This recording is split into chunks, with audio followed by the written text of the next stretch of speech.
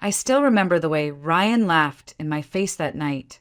It wasn't just a laugh, it was sharp, cruel, and meant to cut. If it weren't for me, you'd still be living in that rundown apartment, broke and useless. You should be kissing my feet for saving you, Hannah. So shut up and be grateful. His words didn't stop there. He made sure I knew about Melissa too, the woman he had been seeing behind my back for months, maybe even years. He didn't even try to hide it anymore. For a moment, I thought I would cry. I thought I would scream, throw something, or collapse the way I used to when his words became too heavy to bear. But this time, I didn't cry. I didn't collapse. I just stood there, feeling strangely empty, as if something inside me had quietly shut down. And then it hit me. Maybe I was done caring. Maybe the woman who once worshipped every word he said had already died a long time ago. The next morning, I woke up with the sun pouring through the curtains, the faint sound of gulls calling outside our home in Tampa. Ryan was already gone, probably out showing off to his friends about the perfect life he had, me included at least in his mind. I looked around at the spotless, curated home he controlled like a showroom and realized something I hadn't admitted to myself before. This wasn't a home. This was a golden cage, and I had been living in it for 6 long years. I used to dream of becoming a makeup artist. I loved working with colors, textures, the art of helping people see themselves in a new light. But Ryan shut that dream down on day 1 of our marriage. No wife of mine is going to waste time painting strangers' faces, he said, tearing up the enrollment form for a class I'd saved for months to afford. He claimed he was protecting me from low-class work, but really he wanted control. And I let him have it, thinking it was love. 6 years of schedules, 6 years of following his rules about what to wear, what to cook, who to talk to. 6 years of keeping my voice low and my head down to avoid the anger that flared whenever I dared to question him. Friends stopped calling after the awkward dinners where Ryan openly criticized me in front of them. My world grew smaller and smaller until it was just him and me, hiding pieces of who I used to be. But something changed that night when he laughed. Maybe it was the way he looked at me, like I was nothing more than another piece of furniture he owned. Or maybe it was the way he smirked when he said Melissa's name, like daring me to react. Whatever it was, something inside me quietly shifted. I didn't yell, I didn't cry. I simply let the silence stretch between us like a wall I would never climb again. And I had no idea then that by the next morning, everything would start to unravel for both of us. My name is Hannah Mitchell, and for a long time, I thought my life was good enough. I had a husband with a successful business, a house near the bay in Tampa, a car I didn't have to pay for, and vacations Ryan liked to brag about at every dinner party. People would look at us and think we were perfect, but no one ever saw what was behind closed doors. Ryan had a way of making everything sound like it was for my own good. When we first married, I told him I wanted to keep working as a makeup artist to build something of my own. He smiled, kissed my forehead, and said, "Sweetheart, you don't need to work. I'll take care of everything. Focus on our home, on me." It sounded loving at the time until I realized what it really meant. My dreams didn't matter. He made the rules and I followed them, thinking that was what marriage was supposed to be. What I wore, what I cooked, how I spoke when we were around as friends. It all had to fit his vision of the perfect wife. If I bought something he didn't approve of, he'd take it back to the store without even asking. If I cooked something twice in a week, he'd push the plate away and say, "Do I look like someone who eats on repeat? Be creative, Hannah. Don't embarrass me." At first, I tried. I read cookbooks late at night, learned new recipes, styled my hair the way he liked, even avoided wearing clothes that reminded him of my small-town roots. But every effort I made just opened the door for a new complaint. I could see it in his eyes. Nothing I did was ever enough. My friends stopped coming around after a while. Ryan had a way of turning every social gathering into a performance where he played the charming husband and I played the silent, smiling wife. If I spoke too much, he'd give me that look and I'd shrink back in my chair. After one particularly awkward night where he openly corrected me 3 times in front of everyone, One of my closest friends pulled me aside and whispered, "Hannah, are you okay?" I smiled and lied, "Of course I'm fine." But I wasn't. 6 years of that chipped away at me. I woke up every morning already tired, like I was bracing for something to go wrong. Sometimes it was small, like him sighing at how I folded his shirts. Sometimes it was big, like him throwing away the old makeup kit I kept for memories, saying, "You're not going back to that nonsense." Every time, I told myself it was easier to stay quiet to keep the peace. But the truth was, I wasn't keeping peace. I was just disappearing, piece by piece, year after year. And the night he laughed in my face, the night he flaunted Melissa like a trophy, I realized just how far I'd fallen. I wasn't the woman I used to be, the one who loved color, creativity, and laughter. I had become a ghost in my own life, and for the first time in years, I was angry about it. I didn't know what to do with that anger yet, but I knew it was the start of something. Something I wasn't ready to name, but would soon change everything. The day before our trip was supposed to be exciting. Ryan had booked a week at one of the most expensive resorts in the Florida Keys, a place so exclusive you needed connections just to get on the waiting list. He strutted around the house all morning, phone in one hand, barking orders to employees while I tried to finish packing. I had spent the morning roasting a herb-seasoned chicken, one of his usual favorites. When he walked into the kitchen, he wrinkled his nose like I'd left garbage on the counter. "Again with the chicken, Hannah? Third time this week. Do I have to remind you I like variety? Do better." I bit my lip, counted to 3 in my head, and forced a smile. "I thought you liked that recipe." "I did. Past tense. Now it's boring. Just like the wardrobe you're packing, I bet." He peered at the suitcase on the chair. "You didn't fill it with those small-town rags again, did you? We're staying at a 5-star resort, not visiting your grandma's farm." He pulled out one of my favorite sundresses, a soft yellow one my late grandmother had helped me sew when I was in high school. I reached for it instinctively. "That's special to me, Ryan." "Please don't. Special? It looks cheap." He tossed it onto the bed like it was trash. "We'll buy you something appropriate when we get there. This isn't some budget motel vacation, Hannah. Try to look the part." I turned away, swallowing the sting in my chest. It wasn't new. He'd been erasing pieces of my life like this for years. But that day, it hit me differently. I thought about how he'd laughed at me the night before and wondered why I still cared what he thought of my clothes. Later that evening, as I tidied up the kitchen, his phone buzzed on the counter. Normally, he kept it glued to his hand. I would have ignored it, but the screen lit up with a name I didn't recognize at first, Melissa Gray. And then it clicked. He came back in before I could even process it, scooping up the phone and answering with a smile I hadn't seen in years. Soft, warm, intimate. "Yeah, babe, of course. We'll make it work." "A whole week?" "No problem. She doesn't suspect a thing." He walked into his office, leaving the door cracked just enough for me to hear him laugh. "I can't wait to see you, Melissa." My stomach dropped, but there were no tears, no outburst. Instead, I stood there, frozen, a strange calm settling over me. He'd been cheating. I had suspected it for months, maybe longer, but hearing it, it was different. For a moment, I wondered if I should storm and confront him, demand answers. But instead, I found myself silently folding that yellow sundress back into my suitcase. I wasn't sure why, but I knew I wanted to take it with me, maybe as a reminder that I still had a piece of myself he hadn't destroyed yet. That night, as he double-checked my suitcase, actually pulling items out and criticizing my choices, something inside me shifted again. I wasn't afraid of him like I used to be. I was tired, and somewhere in that exhaustion was the tiniest flicker of resolve. I didn't know it then, but that flicker would change everything. The Florida Keys shimmered like a painting as we landed.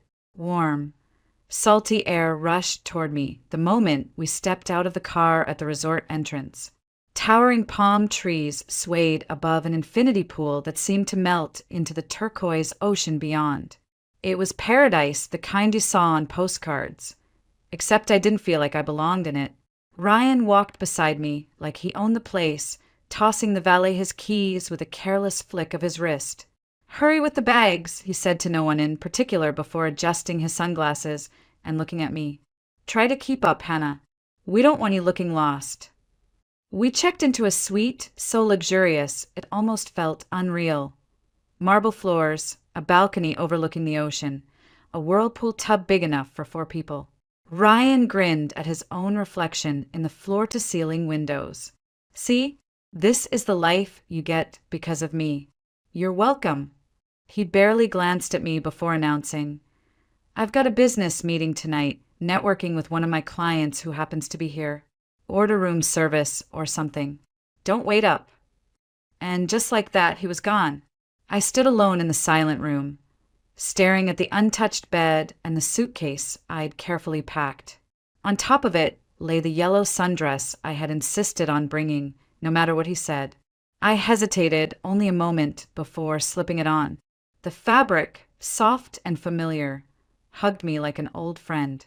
For the first time in years, I pulled out my makeup bag, the small one I had hidden from Ryan's constant comments about wasting time on vanity. My hands trembled slightly as I applied foundation, blush, and a sweep of mascara.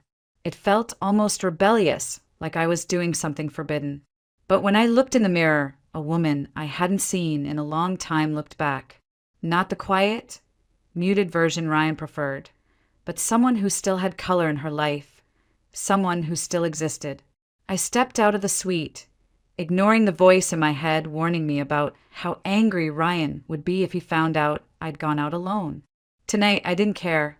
The resort's promenade buzzed with music and laughter.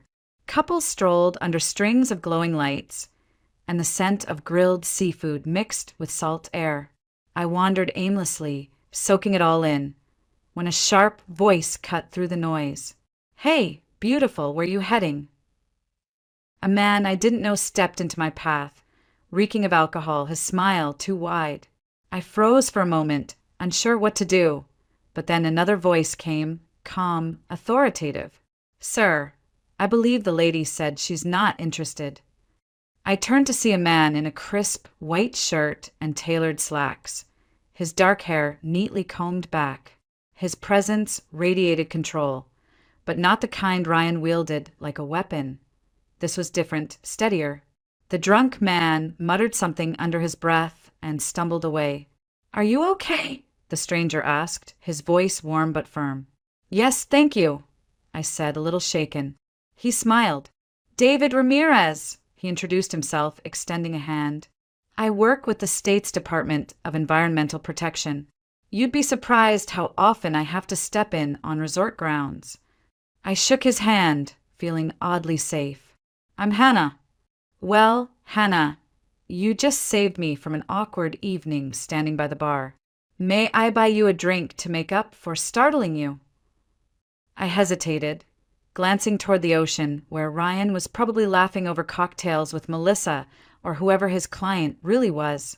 And then, for reasons I couldn't explain, I nodded. "Sure, 1 drink." 2 days later, Ryan finally decided to spend time with me, at least on the surface. "They're running a private tour through one of the marine sanctuaries," he said, tightening the strap on his expensive watch. "Exclusive. Only for VIPs like us." He said us like it was supposed to make me proud, but all I felt was numbness.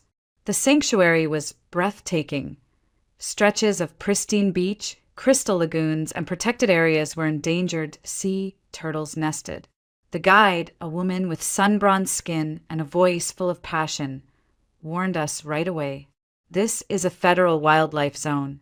Do not remove any plants, shells, or animals. Disturbing the ecosystem here is a federal offense." Ryan only half listened, fiddling with his phone and muttering about wasting time on lectures. We followed the trail as the guide pointed out nests carefully marked for protection. Tourists took pictures, whispered in awe, and even the children seemed to instinctively lower their voices in respect for this fragile environment. I breathed in the salty air, letting the peace of the place wash over me. Ryan, however, was restless. At one point, I noticed him step aside, talking in a low voice to a local man who didn't seem to be part of the tour group. Their conversation was hurried, secretive, and when Ryan noticed me looking, he waved me off with a forced smile. "Just asking for directions," he said. I wanted to believe him. I really did. The tour concluded at a scenic overlook where the guide explained how poaching had nearly wiped out entire turtle populations. "We've made progress," she said, "but one hatchling taken from this habitat can mean the loss of an entire line of life. That's why enforcement is strict, no exceptions." On the way back to the dock, security guards were waiting. "Routine bag checks," one of them announced. People sighed but complied, holding open backpacks and purses. When it was Ryan's turn, he huffed dramatically. "Seriously? Do you know who I am?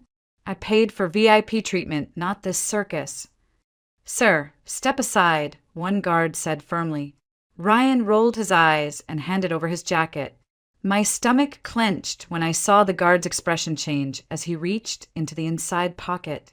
He pulled out a small, fabric-wrapped bundle. The guard slowly unwrapped it to reveal a hatchling, a baby sea turtle no bigger than my palm, flailing its tiny flippers in confusion. The air went dead silent. "What the hell is this?" the guard demanded. "That's not mine."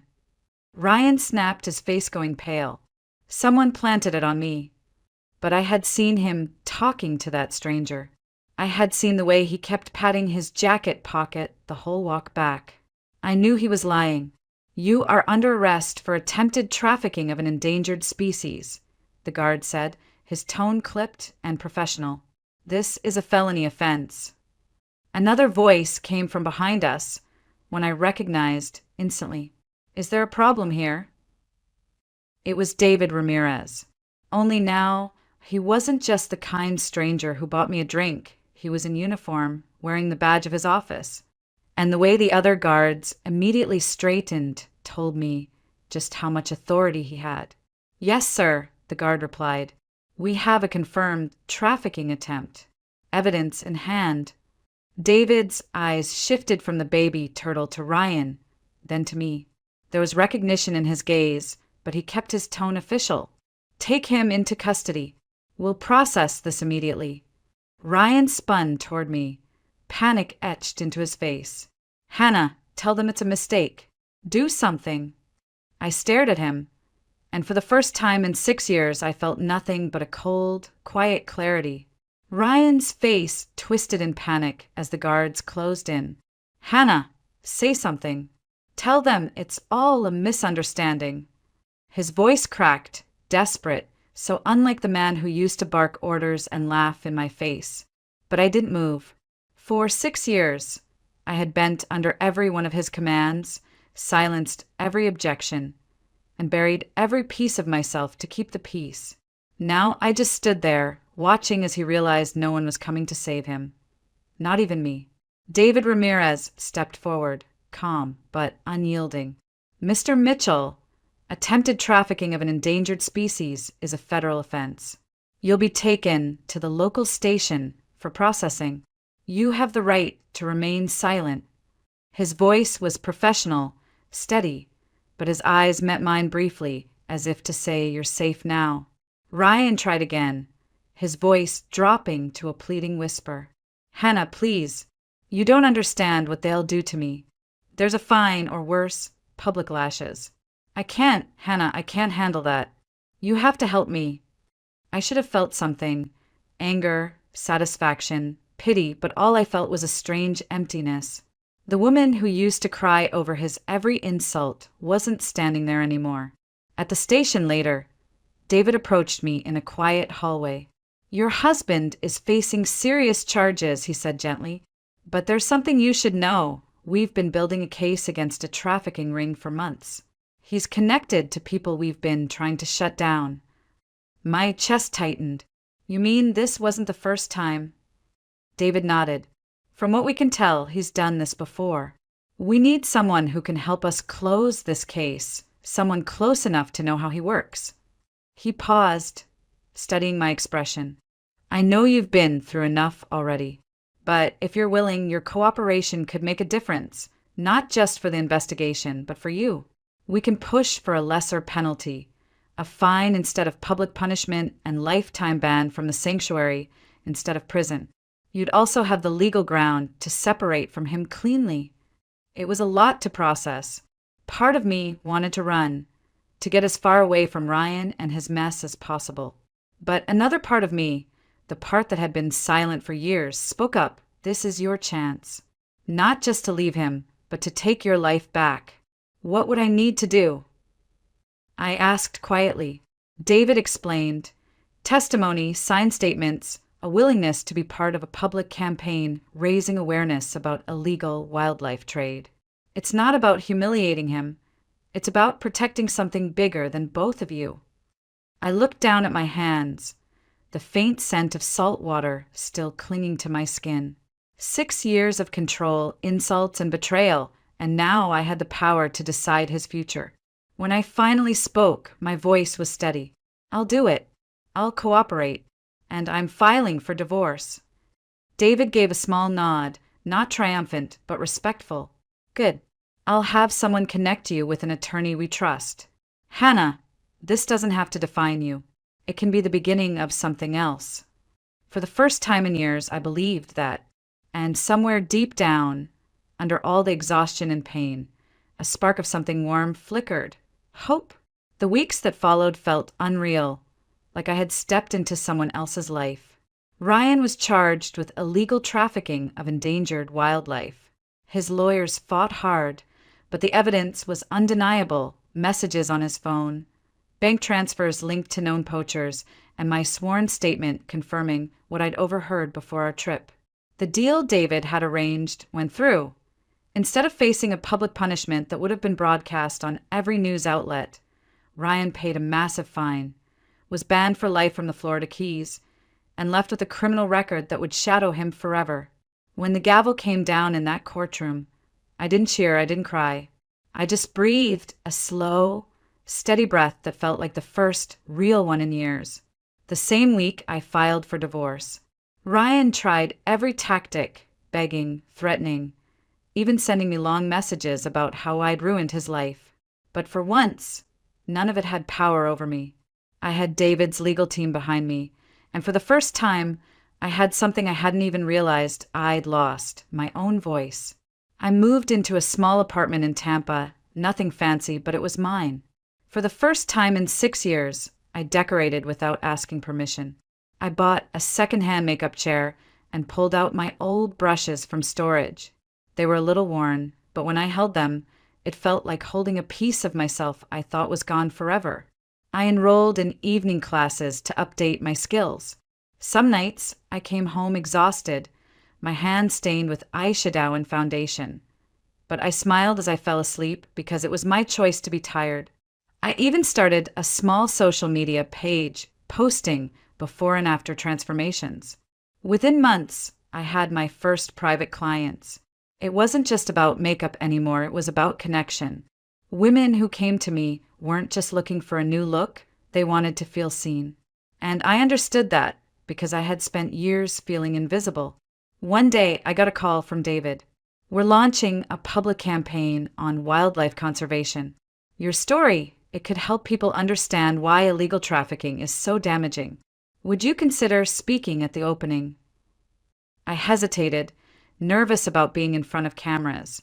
But then I thought about all the times Ryan had silenced me. Not anymore. I'll do it, I said. The event was surreal. Standing on that stage, telling my story, not as a victim, but as a woman who had finally taken her life back, was more healing than I expected. When I stepped down, the applause felt like closure, like the final lock clicking open on the cage I had lived in for too long. That night, I sat in my little apartment, the scent of setting powder and sea breeze still lingering on my clothes, and I smiled.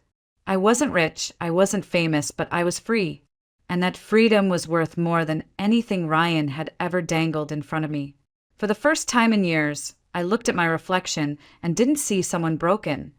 I saw someone rebuilding, stronger than before, someone who was finally enough for herself. Months passed, and life began to feel steady again. Not exciting or dramatic, just steady. I worked in a small spa during the day and took freelance clients in the evenings. It wasn't glamorous, but every appointment, every satisfied smile from a client reminded me why I loved makeup in the first place. That's how I met Ethan Cole. He was a freelance photographer new to Tampa and came into the spa one afternoon asking if anyone could do makeup for a portfolio shoot he was putting together. "I'm trying to build a client base here," he explained, holding his camera like it was a part of him. "Weddings, graduations, that kind of thing. Do you take on freelance projects?" I almost said no out of habit. For years, I had trained myself to avoid opportunities, afraid of how Ryan would react. But Ryan was gone, and I wasn't living in his shadow anymore.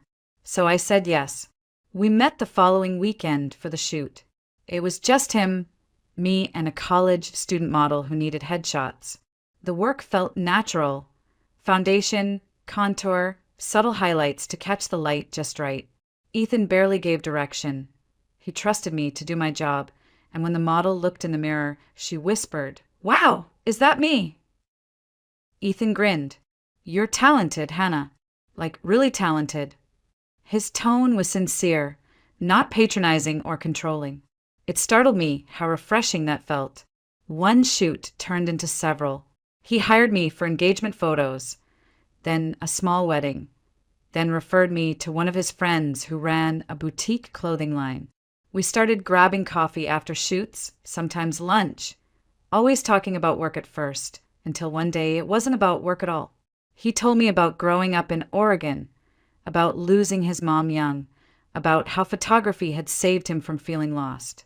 I told him about Ryan, carefully at first, just fragments, but he never pushed, never judged. He simply listened. One evening, after a long day of back-to-back appointments, I came home to find a small bouquet of sunflowers sitting by my apartment door with a note. "For the days you forget how bright you are. E." I cried, but it wasn't the sad, frustrated tears I'd grown used to. These were soft tears, the kind that come when something good feels almost unreal. We didn't rush things.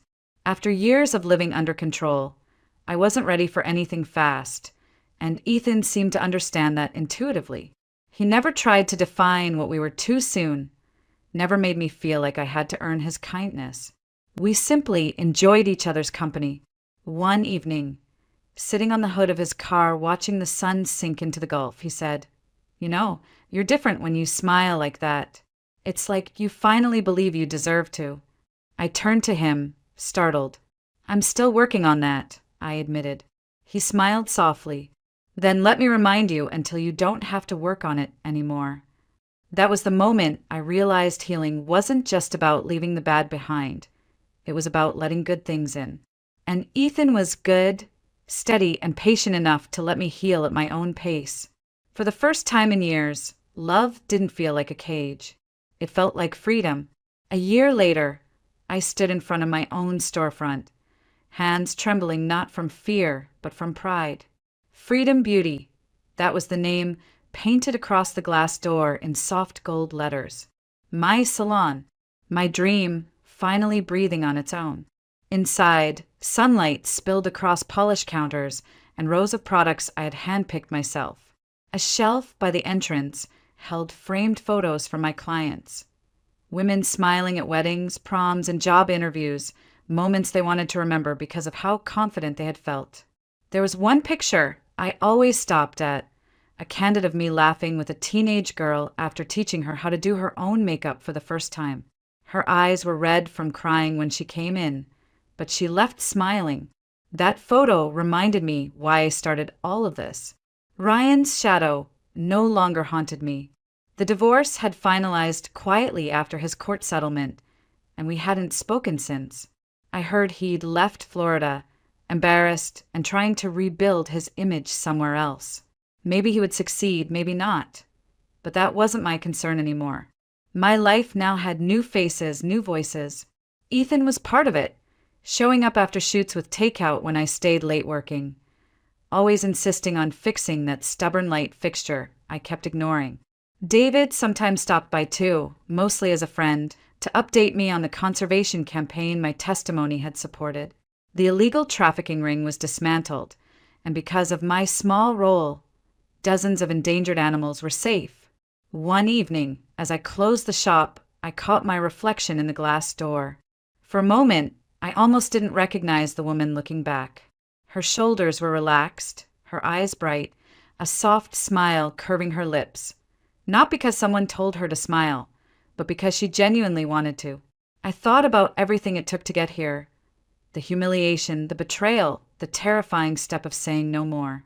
And for the first time, I didn't feel bitterness. I felt gratitude, not for Ryan, not for what he did, but for what I learned through surviving it. The truth is, sometimes life falls apart so completely that you can't put it back the way it was. But maybe that's the point. I wasn't meant to go back to who I was before Ryan. I was meant to grow into someone stronger, someone who refused to settle for being small and silent. As I locked up, Ethan appeared with his easy grin and a bag of dinner in hand. "Thought you might be hungry," he said, kissing my cheek. I smiled, leaning against the door. "You always seem to know." "Just paying attention," he said softly. That night, sitting at the kitchen table of our small shared home, I realized something. Healing isn't a straight line. It's messy, hard, and often lonely. But it's worth every step because one day you wake up and realize you aren't surviving anymore. You're living. So if you're listening to this and you feel stuck, unheard, or like you don't matter, please believe me when I say this. You do matter. You have the right to walk away from what breaks you and walk toward what makes you whole. I did, and it was the best decision I ever made.